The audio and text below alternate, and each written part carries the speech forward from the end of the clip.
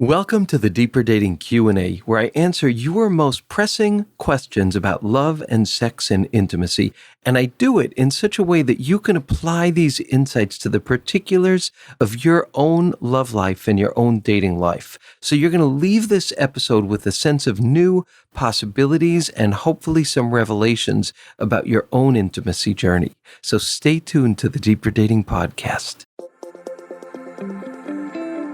If you've ever been disillusioned, disappointed, or discouraged in your search for love, and you know there has to be a better way to find the healthy, soul-filling love you've always longed for, then you've discovered the podcast for you.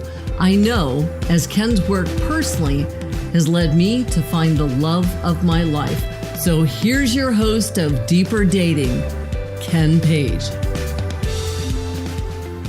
Hello, everybody, and welcome to the Deeper Dating Podcast. I'm Ken Page, and I'm a psychotherapist, author of the book Deeper Dating, host of this podcast, and the co-founder of DeeperDating.com, a new way for single people to meet in an environment that is respectful, kind, and inspiring. So today, I'm going to be answering some of your questions about dating, love, and relationships. And every week, I'm going to be sharing with you the greatest tools that I know to help you find love and keep it flourishing and heal your life in the process. Because the skills of dating are nothing more than the skills of love. And those are the greatest skills of all for us to have happy lives. And if you want to learn more about this approach, just go to deeperdatingpodcast.com. You can sign up for my mailing list, get free gifts, and learn more about the work that I'm doing and other people who I respect are doing as well. And you'll also find complete transcripts of every episode. I also just want to say that every piece of advice or insight that I share in this podcast is educational in nature. It's not medical or psychiatric advice or treatment. And if you feel like you need help around some serious issues, please do yourself the favor of getting that help. And if you like what you're learning here, it would be fabulous if you could subscribe and leave me a review. I so appreciate the reviews that I've been getting. And now we're going to jump in to the first question. Someone asked me to speak about the wave. She talked about somebody that she's known over 6 years. They work together, and they've always been really comfortable together. She used to find him very attractive at the time that he was married. Such similarities and connections. And when he was going through a divorce, she wondered if there could be more between the two of them. So she's continually dated emotionally unavailable people, and she wants something different. And he is interested in her. So the question that this person has is that she feels repulsed at the idea of being physical with him. She's wondering, why is this? Is this what I call the wave? And that she guesses that if he was more unavailable or less responsive, she would find him really hot. So the question is this the wave, and how do I navigate it? So here's some thoughts that I want to share about this. My guess is that at least a significant part of what's going on with this for you is the wave. Why? A few different reasons. One, you've been really attracted to this guy before when he was not available. Two, you have a history of being attracted to unavailable men. And whenever we have a history of being attracted to unavailable or not very kind or decent or responsive people, when we meet someone who is all those things, the chances are huge that we're going to experience the wave of distancing, which means you start feeling repulsed, you lose interest, you feel suffocated, you ache for freedom again, to kind of go back to the hunt. Maybe certain things about the person start really irritating you badly that didn't irritate you before. These are all the different kind of things that can happen when we encounter the wave. And I talk about this a lot. When we hit the wave, it's a place to celebrate because it means we've probably found someone available and decent, and we are scared because this could be real, or we could get engulfed, or all of the different fears that come up for us. So I am someone who was single for decades and decades because of the wave. The wave kind of destroyed my romantic life and my possibilities for finding love for so much time. And I find it amazing that this incredibly powerful dynamic that stops so many of us from healthy love doesn't get talked about, and we don't get taught how to deal with it, which is something that I love to do because I've been through it so many times myself, and I know that so many other people have been through it as well. I also want to say that I speak about this in some more detail in episode 39, and certainly in my book and my audio course as well.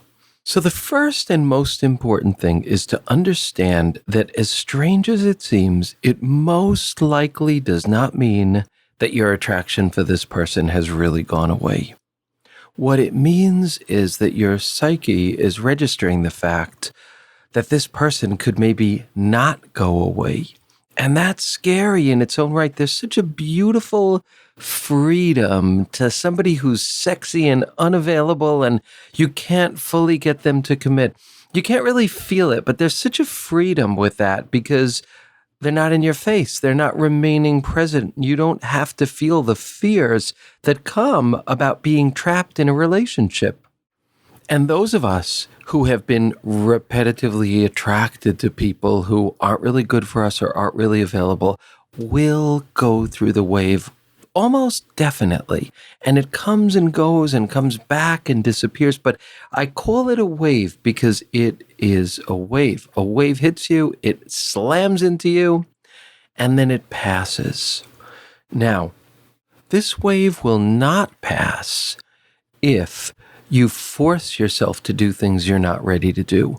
If you force yourself to be more sexual than you're ready to be. So for example, with this person, you might ask yourself, I feel repulsed physically, but is there something I would want to do with him?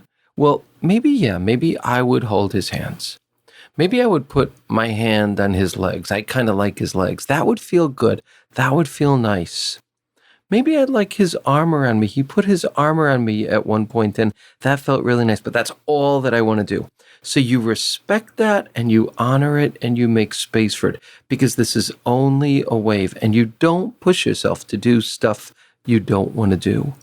That's the first part. The second thing you do is not flee. Not tell yourself, I guess I'm just too immature for healthy love. Not tell yourself, well, that's it. If I don't feel anything now, the attraction wasn't really there to begin with. No, you know that it's a strange defense that your psyche is creating to protect you because it feels in danger of real intimacy. And then, if when the wave hits, like for example with this guy, you let yourself enjoy him, just do the stuff you want to do with him, take deep pleasure in all the kind of connection you have with him. And then when you have little fantasies of wanting to touch him or be next to him or rub up against him or anything like that, you allow those fantasies. If you don't have those fantasies, that's fine too. You just enjoy him and let the feelings grow. The chances are huge that the desire will come back. I know for me, with my husband, the wave hit and left and hit. I felt like a crazy person. Sometimes I felt like, oh my God, I am so in love. And then other times I would feel, I feel nothing. What the hell have I gotten us into? I'm screwed and he's screwed because I don't feel anything. But I knew what to do with the wave, this thing that had plagued me for so long. I gave it space. I didn't take it as seriously, and I enjoyed Greg. And I allowed the little bubbles of interest and connection and sexuality and eros, all those things to just bubble up when they bubbled up and give it space. And sure enough, it was just that the feelings had gone subterranean for a while. So that's what I deeply suggest for you. Don't flee. Don't make assumptions. Understand the strange phenomenon in dating that we don't get taught about, which is the wave. And try this technique. My guess is really strong that the feelings will begin to come back if you give yourself a break and just enjoy him. So, someone else said, With COVID, it's not safe to start dating. How do you connect in a meaningful way if you can't spend time with somebody? Those of us who are single and didn't think ahead to get pandemic boyfriends and girlfriends really need help not to be so lonely. Here's what I have to say to that. This is something very, very close to my heart, and I've spent years working on a way for people to intimately meet online, which is deeperdating.com, which is just being launched in a way that's inspiring and warm and connected. And that's the first thing that I would say. Use the technologies, use the websites, use the apps that feel most suited to you, and filter for qualities that matter most to you wherever you can. Filter for interests and passions that matter most to you. Understand that there's a lot of lying and a lot of bad behavior. It is the Wild West out there with online dating. There's so much disrespect, and that is just how it is in most dating venues. And just know that that's true. On top of the fact that most of the people you meet won't be right for you, which is just, that's just the land of dating. But use those venues anyway to the degree that you can. And then when you use them, I talk about this a lot in my different podcast episodes, honor the connections that you make. Because in this land of plenty matches and little intimacy, we tend to swipe, or just move through people quickly. Take the time to look for real qualities of inspiration and go a little bit slower. Don't do swipe circuitry, do slow circuitry in your dating life, and get to know the people you meet through this amazing resource of online dating where you get to meet so many different people. Take the time to look for inspiration, which is the key in all forms of dating. Don't put up a wall to eros and don't put up a wall to intimacy when you're doing online dating. There's the tendency to think, well, this is just online dating and we can't even meet anyway. But just seeing someone on video, talking to somebody, first interacting through messaging, then actually hearing their voice, talking to them on video, these things can be very sexy, very eros-filled. And if we tell ourselves, nope, I cannot let that eros come out, I can't let myself feel those kind of tendrils of desire hearing this person's voice, I can't let myself be too vulnerable or too intimate until I meet the person, I encourage you not to think that, because this is what we got now, folks. And we need to start out with a deeper, richer authenticity and allow eros to form, allow interest, allow intimacy, allow vulnerability to form even before you meet. And then, of course, we all need to be very honoring of people's feelings about what feels safe and what doesn't feel safe, because we're all in deep flux about that, depending on so many different issues that we're facing. So make room for the person who needs the most safety in terms of distance and masks. Let that person be the decider, because safety really is everything. Of course, you can encourage the person. There's no reason not to get together 6 feet apart. And listen, if sexual desire and frustration happen, well, frustration is never fun, but that builds eros as well. That longing builds eros. So we need to work with what we've got. And that's what I would say there. But I would also say, the thing about online dating is it's flat. There's like a kind of agnostic quality to it. It's not values-based, except the value of wanting to meet people. So look for sites, look for organizations, look for activities that are about people's passions, where you can kind of follow your own passions at the same time as you're dating. Look for the events, look for the things that are the most values-driven, the most passion-driven, and do those things. And those are also wonderful ways that you can meet people. We need to let our eros, our sexuality, our romance develop these days in virtual ways and distanced ways. And we can honor that. We can honor the sexiness in that, the frustration in that. And we need to honor those things because it's a different world. But what I would say is don't feel like you need to put any kind of lid on your vulnerability, on your outreach, on your erotic self, just because you can't get really close yet. Cultivate those things in a virtual environment and move as quickly as you can from messaging to phone. Move as quickly as you can from phone to video. Move as quickly as you can from video to meeting in person with whatever social distancing you want. So even in this world, romance can continue and continue in different ways. Next, someone brings up a pretty amazing point. She says that she had just listened to the podcast episode on online dating hacks that I did. And she said the thing that resonated with her was the concept of moving slowly. And this is what she said, which I think is so fabulous because it's so true for so many people.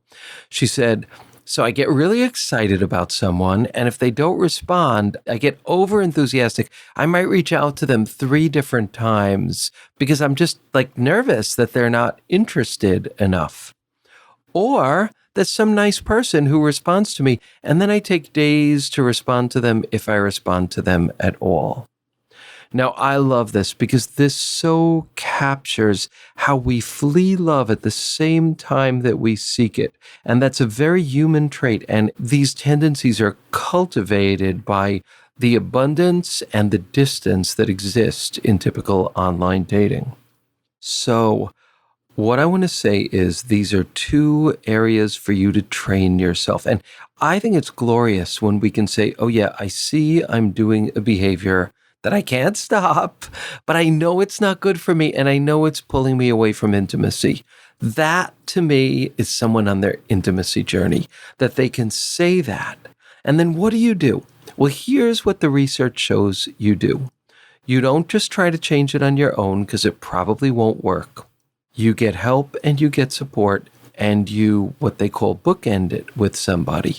You say, okay, this is what I'm working on. And hopefully this is a learning partner who's also trying to grow in these ways. And in my book, in my courses, always I link people with learning partners so that the learning can come together. So all of you, if you know somebody who's interested in the deeper work of the intimacy journey, work with them to support each other. I promise you it'll change your world when you do that.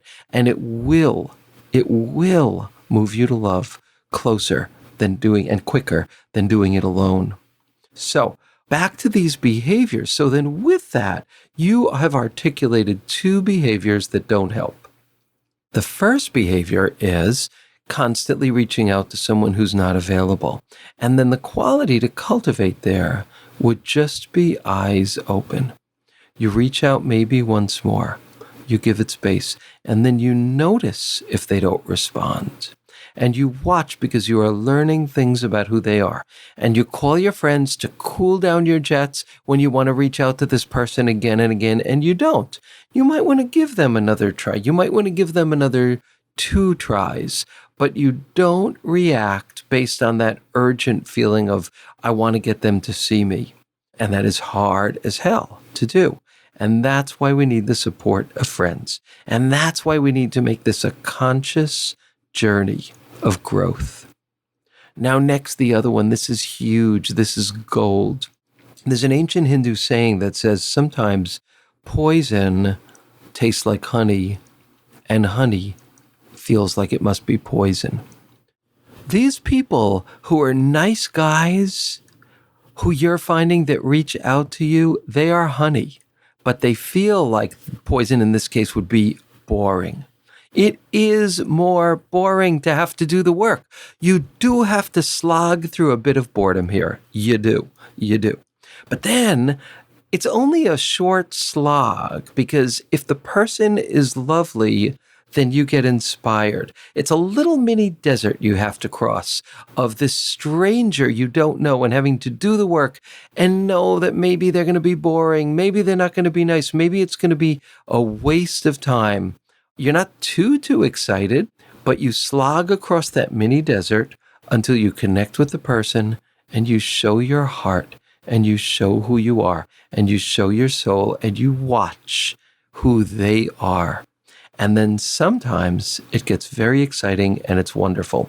But these guys are your gold. The guys who boringly respond to you and then you just don't answer because it's just more exciting to like see the next person and the next person. And online dating is built to be like a bag of chips. You just keep going for the next and the next and the next. It is built to sculpt that behavior in us.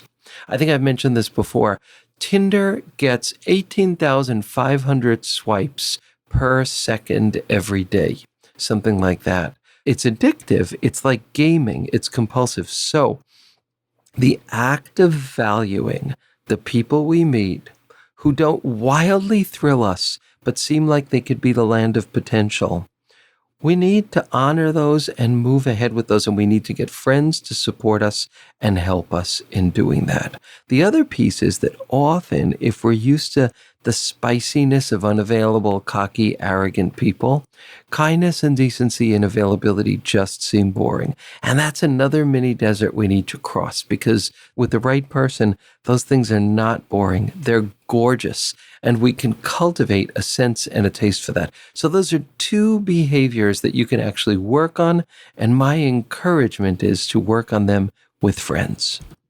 So next fabulous question. Someone asks, so do I really be authentic and tell the person that I've just started dating, I'm looking for marriage, I'm looking for the real deal here?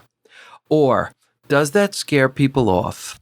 By not doing it and not stating my truth, am I actually encouraging game playing? Might I scare somebody off when I do this? And when should I do it? So these are all fabulous questions. And what I want to say to this listener is 3 cheers for you, because the most important thing is you are claiming the validity of what you want. And wanting a committed relationship and marriage is gorgeous. That is a gorgeous, wonderful thing that is meant to be honored. And so what I would say is, you could say that pretty early on that you're looking for a real relationship. And it doesn't have to mean that you're looking for that with this person, because you don't know this person yet. But you could say that those are your longer range goals. Now, you might not want to do that right away. You want to give it time. I think it's a good thing to give it a little bit of time to see who the other person is. But I completely agree. Don't play games about what you want. And I've told this story in another episode, but I know someone who read the book, The Rules, and she followed all of these rules about what a woman is supposed to do. And God forbid the woman says, I want to get married and have kids. So the rules she felt helped her in some ways about not pursuing unavailable people. But she met this guy and she really, really liked him. They were in a group hike together. They sat down on a rock and they were just, eating lunch together. And she said, she was really scared, but she said, all right, I got to tell you this. She said, I just want you to know that I am looking for marriage and kids. And she was so scared because it went against all of her training about what she was supposed to do.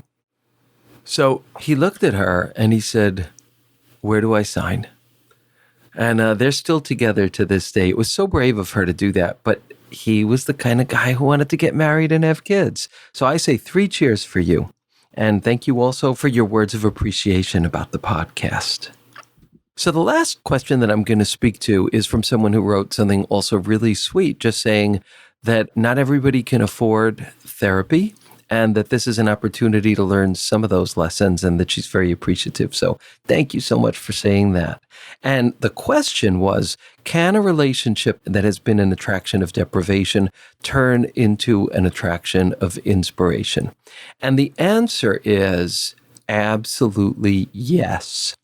If both partners are willing to do the work, because that's the big question. Now, if there is addiction, until the person's sober, it's probably not ever going to be able to be an attraction of inspiration. Where there are serious, unstabilized psychiatric disorders, that the same thing is true. The person needs to have those stabilized. If the person's not willing to do the work of their own personal growth, facing their stuff, dealing with the real challenges of intimacy, it's also not going to change.